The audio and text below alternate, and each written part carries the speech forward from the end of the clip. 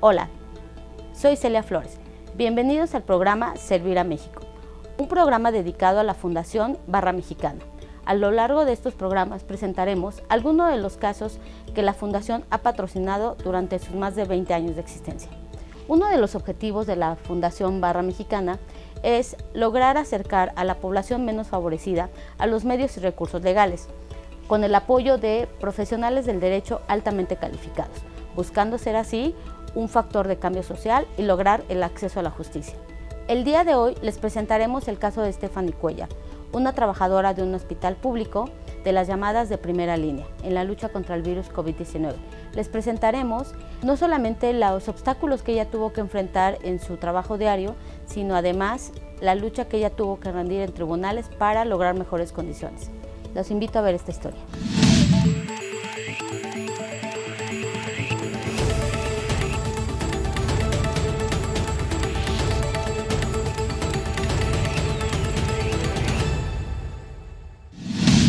Hola Stephanie, ¿cómo estás? Buenas tardes. Gracias. En primer lugar, gracias por brindarnos este espacio en tu casa, estamos aquí, por abrirnos las puertas de tu casa y darnos este tiempo para platicar acerca de este caso. Bueno, antes que nada, platícanos un poquito de ti. ¿Eres enfermera? ¿Desde hace cuánto tiempo eres enfermera? ¿Qué te llevó a estudiar enfermería? Platícanos un poquito. Tengo 12 años trabajando en el Instituto Mexicano del Seguro Social.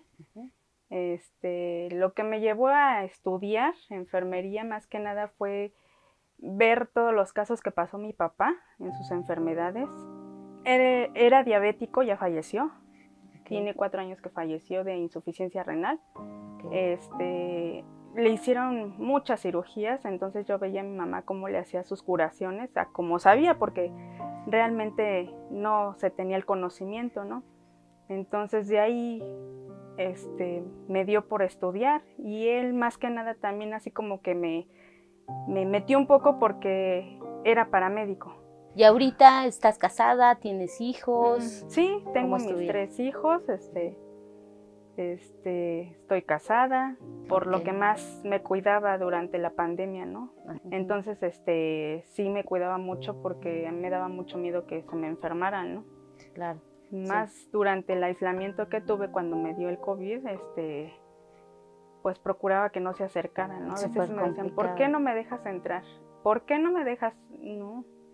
Estos protocolos, ¿no? Precisamente que cada uno estableció, porque con esta pandemia como que hemos ido aprendiendo en el día a día qué hacer y qué no hacer, ¿no? Y viviendo, compartiendo el espacio familiar con otros y como dicen, ¿no? O sea, con lo que más quieres con tus hijos, pues obviamente si te dicen hay que lavarse las manos 5 minutos, a lo mejor te lavas 10 minutos las manos, ¿no? Gracias a Dios, cuando yo me contagié, nadie más se contagió de mi familia. Qué bueno. A pesar de que está mi abuelo, que ya es una persona de la tercera edad. Qué bueno, afortunadamente. Afortunadamente, sí. Pues sí. Pero ya, entonces platícame, ahorita me dijiste, sí, cuando me dio el COVID, entiendo que ese fue el problema que tuviste, o sea, te dio el virus, obviamente trabajando en el hospital, en donde vienes trabajando, y por protocolo, entiendo que te dieron como 10 días para que tú estuvieras de incapacidad, pero digo, ahorita sabemos, también digo, tenemos que hacer esa mención, ¿no? Que cuando pasó todo esto, pues apenas estábamos empezando, México empezaba con la pandemia,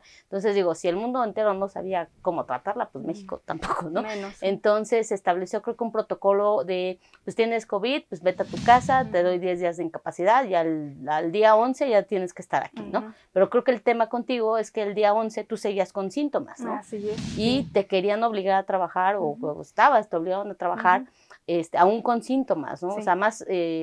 aparte del todo el malestar que tú pudieras tener, el saber que podías estar contagiando. Platícame un poquito cómo fue este tema. Sí, cuando empezaron a subir pacientes de urgencias, nosotros pues andábamos así como estamos, sin cubrebocas, sin guantes, sin batas.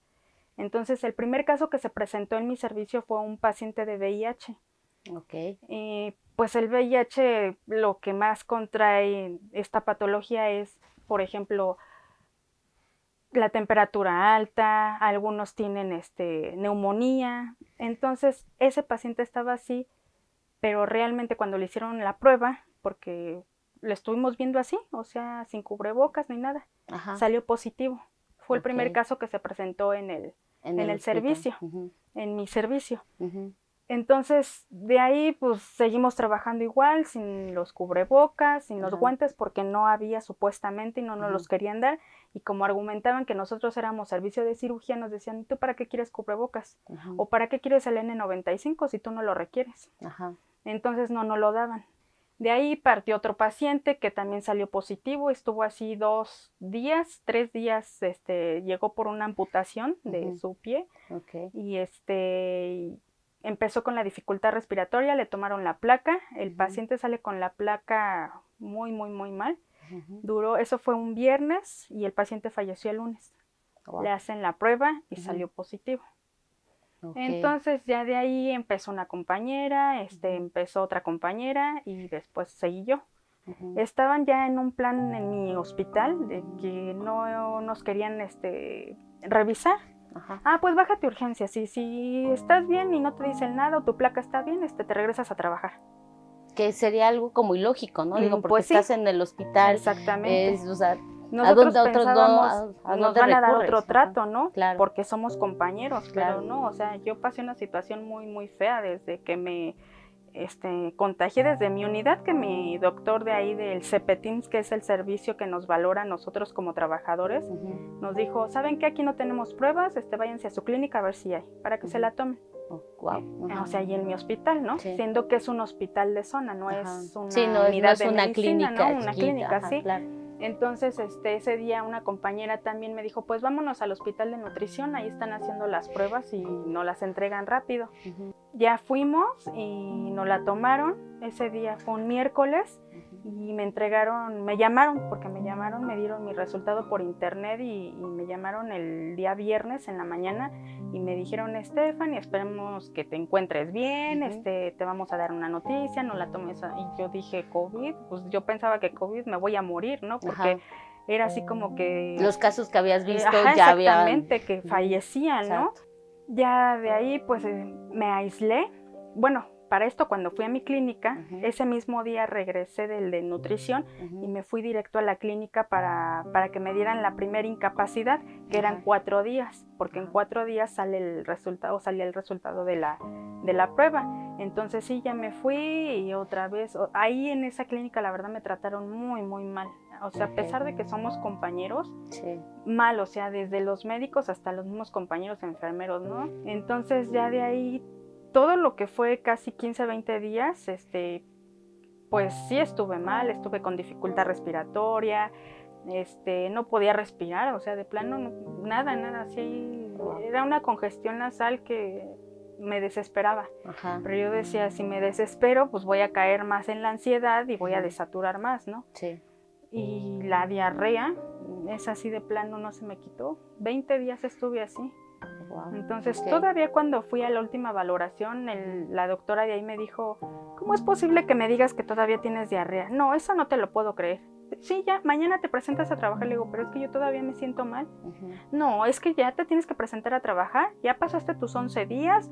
Y yo dije, por eso, pero es que habían dicho, porque yo leí que teníamos 21 días de incapacidad. En sí nosotros como trabajadores del sector salud teníamos 21 días, cosa que no fue así. Entonces me dijo, a ver, mira, te voy a dar otros 4 días más y ya para que sean los 14 días. Te dicen que tienes que regresar a trabajar, te presentas a trabajar sin insumos, tú seguías teniendo síntomas, te dicen tampoco te vamos a hacer la prueba y entonces ¿qué pasa? O sea, dices esto no puede ser posible, esto no es justo, no es legal y ¿cómo es que aparece de pronto la fundación? De ahí, sí ya regresé a trabajar y todo con los síntomas. Yo dije, ese día me dice mi supervisora, ¿te vas a ir al área COVID? Sí, pero me van a dar el overol, la bata, todo el material que yo tenía que utilizar. No, así te vas a subir. ¿Dónde dice que tienes que utilizar overol? Vas a trabajar con lo que haya. Y yo dije, no, pues ¿cómo no? O sea, voy regresando, todavía me siento mal y me quieren todavía otra vez obligar a trabajar sin material. Entonces, pues sí estuve así, dije, no, es que ya no quiero ir a trabajar. A veces hasta lloraba, ¿no? Del coraje, de la impotencia. Y de ahí una vez viendo en una página del Facebook me apareció el noticiero y apareció la fundación y decía que era un grupo de abogados donde daban el servicio al personal de salud sin ningún costo ni nada, y que era un apoyo por la situación que estábamos pasando, ¿no? Entonces mandé mi correo con el caso poniéndoles todo lo que yo había pasado desde un principio. Me llamó un abogado y de ahí ya me empezó a preguntar que cuál era la situación, qué había pasado. Entonces ya le empecé a decir cómo estábamos trabajando, cómo me hicieron regresar, en qué condiciones, que no me hicieron ni siquiera una segunda prueba, porque se tenía que tomar una segunda prueba para que yo pudiera regresar a trabajar.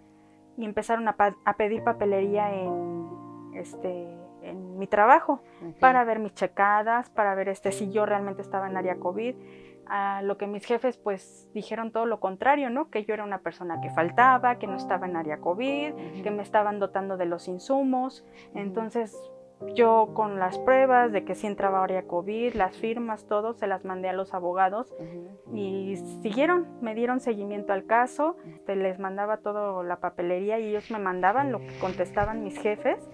Y yo les decía, no, pues no es así, o sea, al grado que llegaron a falsificar mi firma y mi CURP, mis mismas jefes, para decir que yo estaba capacitada para entrar a un área COVID porque me habían dado cursos, y los cursos que según ellos habían impartido los falsificaron con mi nombre y mi CURP. Entonces cuando ellos me lo mandan, les digo, es que ese no es mi CURP, era falso todo lo que me decían. Entonces de ahí recibí mucho apoyo, me hicieron luego una segunda toma de la prueba COVID, y es más, fueron dos, porque fue una ahí en mi hospital y una en mi clínica. Tomaron la prueba, me tomaron una tomografía, o sea, cosa que no se le toma a cualquiera, porque nada más la placa de rayos X y ya. Me tomaron la tomografía. Entonces, ¿sí notaste un trato diferente? O sea, ¿sí notaste un cambio a partir de la actuación de la fundación? Sí, tanto con tus abogados, bueno, los abogados que te designaron en la fundación, y ya al momento de estar, digamos, surtiendo los efectos, la suspensión que concedió el juez en este caso. ¿Tú sí lo notaste inmediatamente? Sí, o sea, inmediatamente, porque hasta mí era la única que me daban material. Normalmente un amparo, si yo voy y lo solicito, pues el amparo me lo conceden a mí, a Celia Flores, porque yo soy la que me fui y me quejé. Pero si tú vas, aunque sea exactamente el mismo caso, más bien, aunque tú tengas exactamente el mismo caso, pues no te va a cubrir a ti, porque la que lo solicité fui yo. Entonces nos explicaba Cristina Rocha que en este caso fue que con tu caso se logró que esa sentencia dijera que no solamente te cubría a ti, sino que a todos los elementos de tu unidad tendrían que estarles dando insumos y los demás suministros, ¿no? Así es, porque si no nos querían dar nada. Al principio sí era como que me decían, ve y pide nada más tu material. Y a ella sí se lo dan, por favor. O sea, a mí no me ponían pretexto de decirme, no te doy la bata, no te doy el cubrebocas, sí, toma. Ok, entonces sí, las condiciones de trabajo, también hace un ratito hemos platicado de los bonos que ya te empezaron a pagar. Esos bonos, digo, entiendo que ya por otras circunstancias a lo mejor ya no se los van a pagar, pero tú sí notaste un beneficio por parte de la fundación. Sí, la verdad sí, muchísimo apoyo. Yo quedé muy agradecida porque, o sea, de mi propia voz yo ir y pedir la atención y decirles, es que necesito esto y esto y esto, la verdad es que no. Entonces ahí sí me tomaron la prueba. Fue otro trato totalmente a partir de ese amparo, ¿no? Qué bueno. Y algo que quisieras decirle a la gente, al que de pronto no conoce la fundación o que puede tener una idea equivocada de la fundación. Yo digo que sí es importante hacer valer nuestra voz, ¿no? Que alguien nos respalde, ya que nuestro instituto o nuestros mismos jefes no lo hacen, ¿no?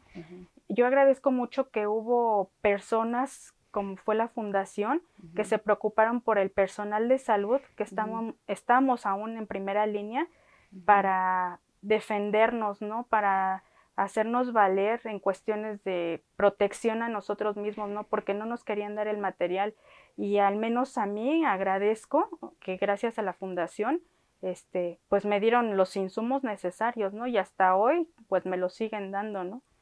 Ya con cierta limitación, ¿no? Pero pues gracias a ello nos lo dieron. Y la verdad, o sea, yo digo que no es de pensar o de decir, luego lo hago, mañana lo hago, porque por estarnos así del mañana al mañana, pues por eso nadie nos hace caso, ¿no? Entonces yo digo que 5 o 10 minutos que dediquemos a nosotros a hacer valer esto, Puede tener pues beneficios a acudir, largo ¿no? plazo. Exacto, acudir a una asociación así que más que nada es gratuita, ¿no? Que ni siquiera un peso así o como muchos de que sí te apoyo, pero desde el principio ya nos están diciendo, ¿no? Tanto va a ser el honorario. Aquí con ellos la verdad no, ¿no? Porque era lo que me decían mis compañeros, pero es que te van a cobrar después. O sea, no, la verdad no, o sea, les agradezco muchísimo lo que hicieron porque gracias a ello, pues nos surtieron el ¿Te sientes material, ¿no? tranquila? Sí. Contenta. Ujú. Qué bueno, a salvo. Sí. Eso es lo importante, Stephanie. Muchísimas gracias por todo. Sí. Ok, gracias. De nada, sí, a ustedes, muchas gracias. En el caso de Stephanie Cuellar, vimos el asunto o el caso de una persona que no solamente tenía que estar luchando contra un virus que en ese momento era desconocido. Recordemos que este caso empezó en marzo del año pasado, en abril del año pasado, sino que además la falta de empatía lo que constituyó algunos obstáculos en su medio de trabajo, ya que en lugar de brindarle seguridad a ella como persona y como trabajador, le pusieron diversos obstáculos, como lo pudimos ver, y que a su vez esto también puso en riesgo no solamente su salud, sino también la salud de las personas a las que ella atendía. Afortunadamente, Stephanie tuvo el apoyo de la Fundación Barra Mexicana y pudo obtener mejores condiciones, precisamente a través de su abogada, Cristina Rocha, a la que veremos a continuación. Yo soy Cristina Rocha, soy egresada en la licenciatura de la Universidad Iberoamericana, en la maestría de la Universidad Panamericana. He sido barrista desde el día 1 que me titulé y he prestado siempre servicios pro bono y tengo varios años siendo consejera y patrona de la Fundación Barra Mexicana. La verdad es que la motivación para estudiar Derecho es una cosa muy chistosa porque nunca me lo cuestioné. O sea, creo que desde que aprendí a caminar, me preguntaban que qué iba a ser de grande y yo siempre dije que abogada. No sé si por discutona, no sé si por necia, esperemos que no sea por esas razones, ¿no? Pero además de ejercer mi profesión en un despacho como lo ejerzo actualmente, que es mi despacho, donde veo la especialidad de litigio civil, mercantil, familiar y administrativo, el pro bono siempre lo he hecho desde el día 1 que me titulé, porque pienso que es sumamente importante regresarle a la sociedad parte de lo que nos da todos los días de beneficios y de maravillas, ¿no? La vida nos regala muchísimas cosas y si nosotros no somos capaces de regalar un poco de esas cosas que la vida nos regala, creo que estamos perdidos. A mí me llegan muchos casos de la fundación porque, como te comentaba, yo soy consejera y patrona. Entonces, al ser consejera y patrona, pues estoy inmersa un poquito en la actividad diaria de la fundación. O sea, no estoy tan ajena. Entonces, me entero un poco de todo lo que va pasando y todo lo que estamos haciendo. El año pasado, cuando inició la pandemia, que te podría yo decir que empezó más o menos en los meses de marzo, abril, empezamos una campaña. Nos dimos cuenta que había una problemática en muchos hospitales públicos donde no se les estaba dando el seguimiento adecuado al personal médico en primera línea. Stephanie contactó a la fundación, Stephanie Cuellar, contactó a la fundación y me hablaron por teléfono a mí para pedirme si yo podía analizar el caso y ver en qué podía yo ayudarla, ¿no? La verdad es que cuando Stephanie se acercó con nosotros, la situación era que ella había dado positivo a COVID. Me parece que en ese hospital no hay enfermeras como más especializadas por zona, sino es un grupo de enfermeras y las van asignando conforme las necesidades del hospital. Ella dio positivo a COVID, le dieron 10 días de incapacidad. A los 10 días, ella se acercó con nosotros cuando habían pasado ya 10 días de su incapacidad, pero ella seguía con muchos síntomas de COVID, entre ellos temperatura. Y el hospital le estaba pidiendo que regresara a trabajar como si ya estuviera dada de alta. Así fue como ella se acercó a nosotros. La verdad es que a mí lo que me provocó pues, es muchísima indignación. Me parece terrible que en México a las personas que nos están cuidando, nosotros no los estemos cuidando. Entonces, Stephanie de plano se acercó con la fundación y dijo, yo no sé qué hacer, me están pidiendo que regrese a trabajar, yo sigo teniendo temperatura y no sé qué hacer. Y promovimos un juicio de amparo. El juicio de amparo tiene la peculiaridad en México de que se puede conceder la suspensión. La suspensión es el momento, en el instante mismo que la autoridad conoce del juicio de amparo, puede dictar medidas que resuelvan la problemática para que no se sigan causando daños a futuro. se solicitó la suspensión y se nos concedió una suspensión maravillosa, porque ahí todo mi reconocimiento a las autoridades judiciales, porque en medio de la pandemia no desprotegieron a nuestros médicos y enfermeras. En primer término la concedieron para efectos de que a Stephanie le volvieran a hacer la prueba de COVID. Me gustaría situarnos en el tiempo, porque estamos hablando de abril del año pasado, abril-mayo del año pasado, en donde no había pruebas, en donde todo el equipamiento médico, si había, era muy escaso y muy caro de comprar.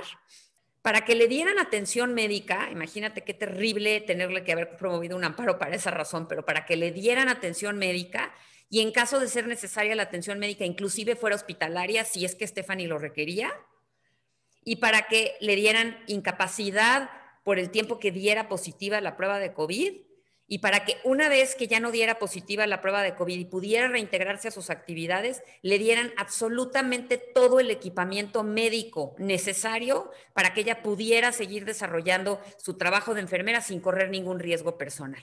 Además de eso, hicieron extensivo el amparo a cualquier persona que trabajara dentro del hospital. Le clasificaron la incapacidad como riesgo de trabajo, lo cual también le generó muchos beneficios.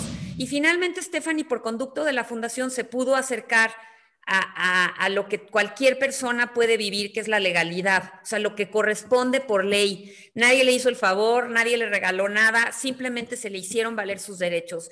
Desgraciadamente, pues en México no todo el mundo tiene ese acceso y lo importante del trabajo que hace la Fundación es acercar la justicia a todas las personas. Stephanie es una enfermera muy valiente, muy comprometida con su trabajo y yo me quedo con un excelente sabor de boca de saber que pude ayudarla y yo creo que ella me ayudó más a mí de lo que yo a ella. En medio de una pandemia en donde no hay mucho que hacer, en donde tenemos un enemigo común que es un virus. Yo no soy doctor, no puedo ayudar en ese aspecto, pero sí puedo ayudar con algo. Y con lo que yo pude ayudar es con acercar la justicia a estos médicos y enfermeras que les están dando un trato muy injusto. Y yo creo que eso nos deja a todos como persona una gran satisfacción. Yo no me quedé de brazos cruzados, no me puse a hacer rompecabezas, simplemente me encontré la manera de remangarme las mangas y poderle entrar con todo a la ayuda que podemos dar desde nuestras trincheras.